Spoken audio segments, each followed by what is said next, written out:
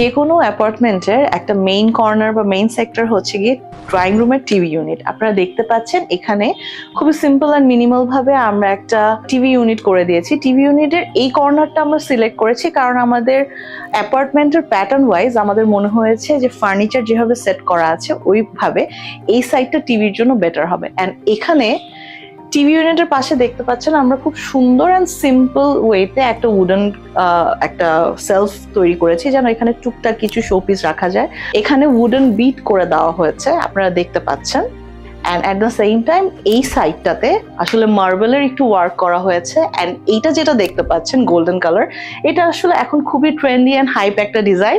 So আমরা সেই জিনিসটাতেও আসলে লক্ষ্য করেছি। এন্ড অফ দ্য ডেতে আমি একটা কথা বলতে চাই, আমাদের ক্লায়েন্টের রিকোয়ারমেন্ট ওয়াইজ আমরা লিমার্স সবসময় কাজ করে থাকি, কারণ ক্লায়েন্টের পছন্দ সবার আগে আমাদের প্রায়োরিটি।